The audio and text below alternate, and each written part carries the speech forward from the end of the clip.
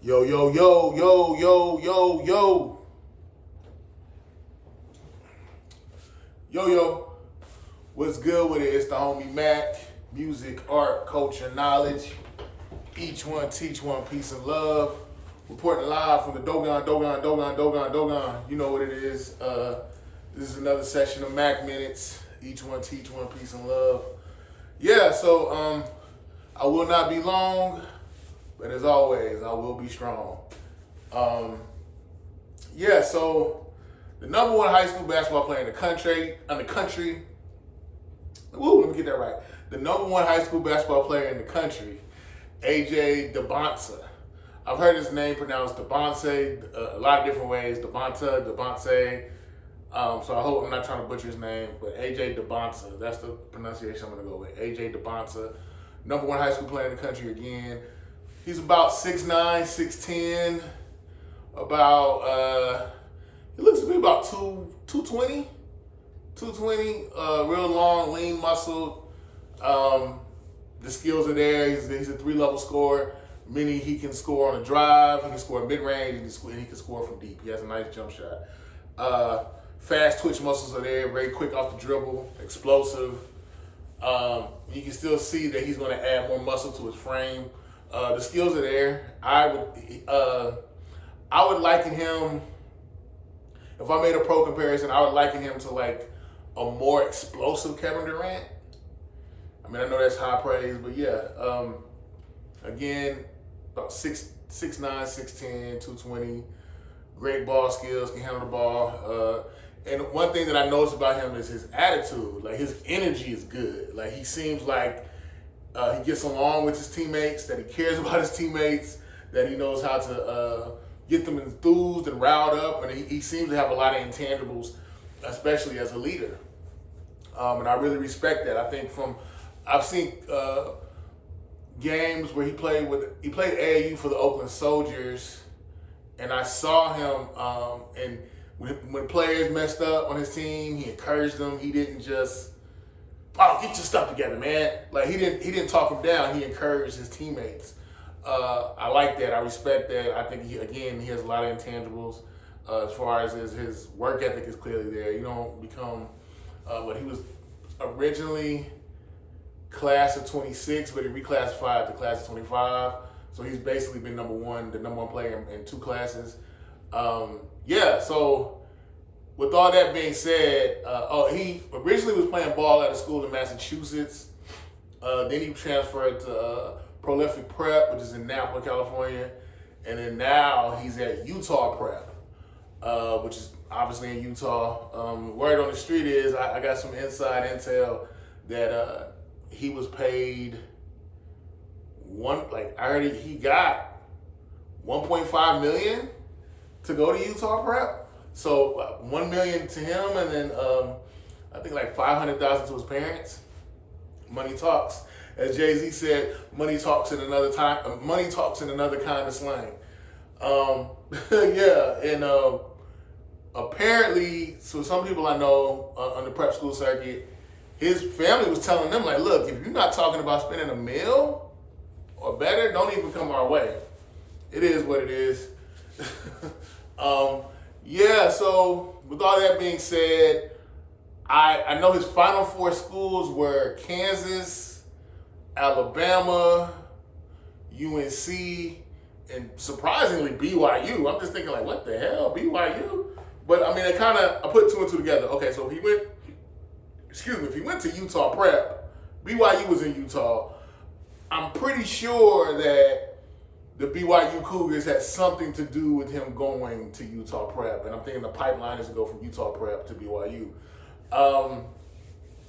I'm just gonna keep it a buck with you. I'm as a black man, I am not. How do I say it? I am not a huge fan of the Church of Latter-day Saints, or the Mormons.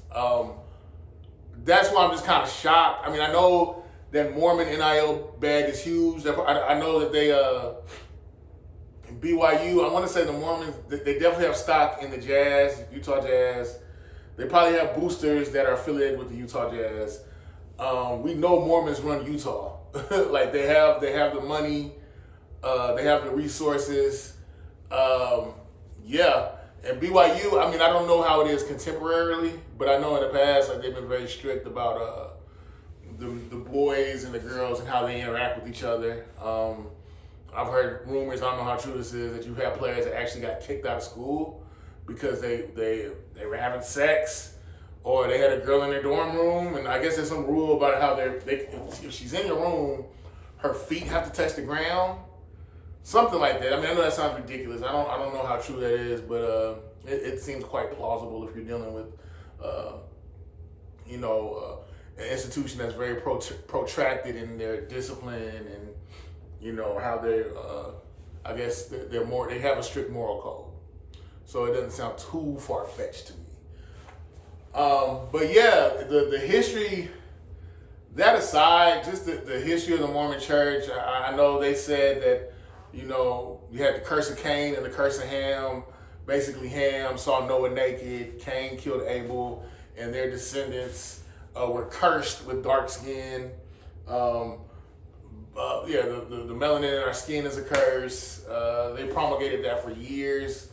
I haven't seen any, because even when I meet Mormons now that want to push this Church of Latter-day Saints on me, I haven't heard a plausible response or a denial of that claim. They never deny it. They'll just say, well, now black people can hold positions in the priesthood. I really don't know why a black man would want to have priesthood in the Church of Latter-day Saints, but that's neither here nor there. Black man or woman for that matter.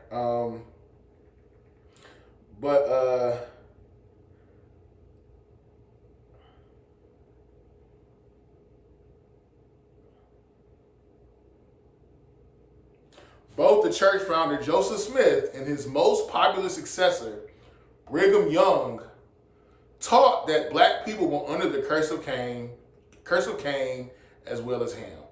Smith and Young both referred to the curses as a cause for slavery. They also taught that dark-skinned marked people of African ancestry as cursed by God. Again, and when I bring this up in conversation to Mormons, there is no denial of that. They kind of dance around it.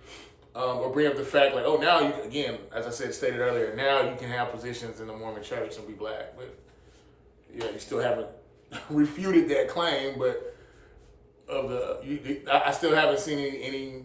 No one has refuted the claim of the curse of Ham and the curse of Cain on black people in relation to black people.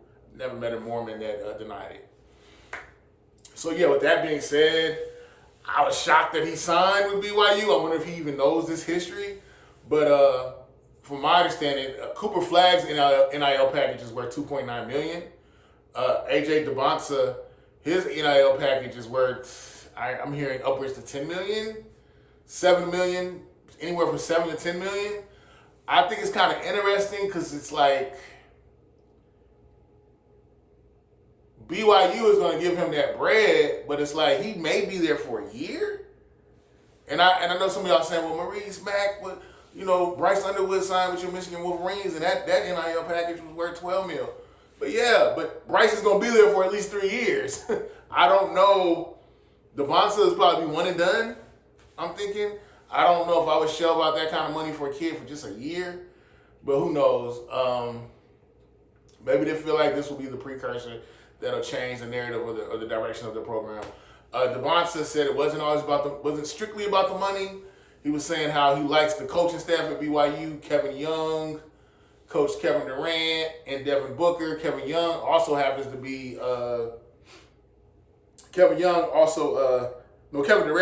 happens to be AJ Dybantsa's favorite ball player. So that makes sense. He feels like they're going to get him pro ready.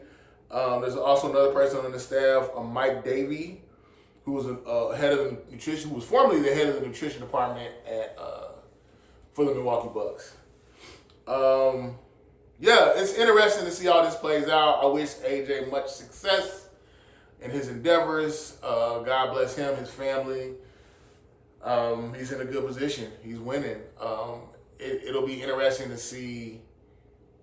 BYU definitely will probably get more airtime. BYU, definitely not a blue blood, but they have blue blood money. Their Mormon money is long. Their NIL package is quite serious, sir. So yeah, we'll see what happens.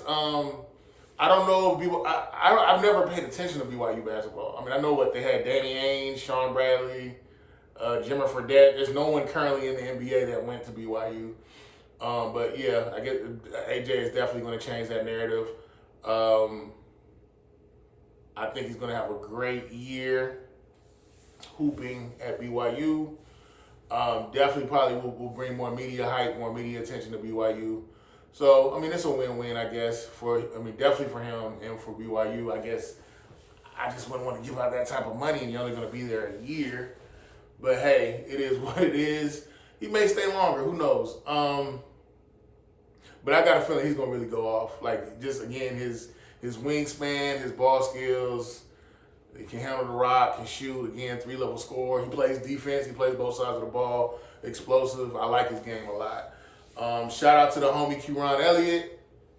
Q-Ron Elliott actually played against Q-Ron Elliott of Mount Zion Prep, rising. I want to say Q was class of 26. Yeah, class of 26. His school, Mount Zion Prep. Mount Zion Prep played against Utah Prep in a tournament in Utah. The homie Q went off. He had 22 points, 5 assists, won MVP of the game against Dybantsa. So shout out to the homie Q-Ron Elliott. I got to plug you. Atlanta Celtics for life. You know what it is. But yeah,